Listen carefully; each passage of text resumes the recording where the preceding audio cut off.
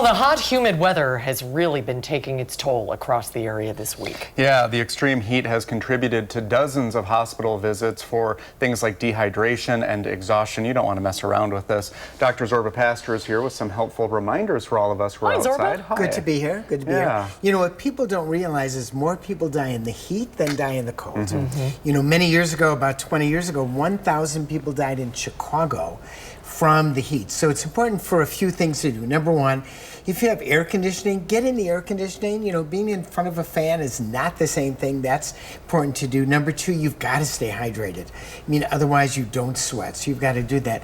And if you see somebody who's collapsed that you think has collapsed by heat exhaustion, first of all, call 911. But if you're on a soccer field, what do you do then, you know, with people before they actually come?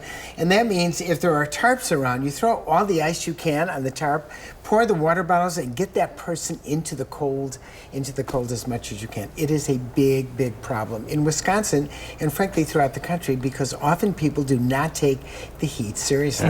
What's the difference between heat exhaustion and heat stroke? Well, heat exhaustion is where you, like, you know, the other day if you were at a concert, you know, you just feel off. You feel like you've got to hydrate, but it takes a while for your body to get there. And then heat stroke is where you, almost like a stroke, you just collapse. You know, just do that. And people who have heart failure, diabetes, hypertension, who have serious medical problems are much more likely to have that happen to them. Yeah, when we were at concerts on the square yesterday, we had shade, we had water, we had Gatorade, so we were well taken care of. And you're healthy. But afterward, we were just kind of both depleted. I could literally wring water out of my blouse. And think about what your body's doing in order to maintain its temperature so it's really not too hot. And it's really, I think it's the humidity. It's the humidity that does not allow harder. you to sweat. The sweat beads on you, and it doesn't allow you to go off as in dry heat. Right. And for people who have pets, what do they have to think about too? Keep their pets indoors if they can. If you have air conditioning, pets really have trouble. They have trouble keeping up. Dogs especially, but dogs and cats, those pets really have trouble. And dogs, do not take your dog to the dog park more than giving it enough time to pee and poop. Well, there's a lot of summer left to go, so that's, that's really good advice. While we have you here, we wanted to talk to you about the news that your nationally syndicated radio program is coming to an end. 35 years. I love Wisconsin Public Radio.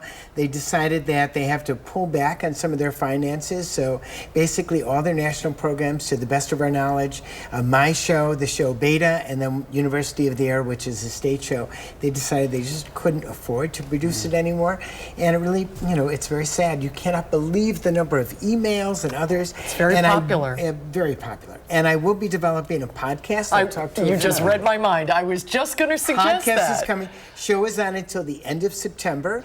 So the end of September, we're going to have some wrap-up show, and then the podcast will start. That's wonderful. You just reinvent yourself. Absolutely. That's what we do. That's what it's about. Can you give us any hints about the podcast that people? Well, you know, it's going to be feisty. It's going to also talk about things you can't talk about on public radio. You know, there's certain things you can't talk about. You can imagine what those are. And we're in anti-science mode right now, where we have to push back against anyone who's anti-science. So it's going to be really a podcast that's, I don't know if the word is zippier, but we can then take positions that we have to be more careful with on public media. Well, everyone will look forward to that, and of course, we will see you on this show too. Absolutely. Thanks. Stay cool. Thank you. Thank you, Zorba.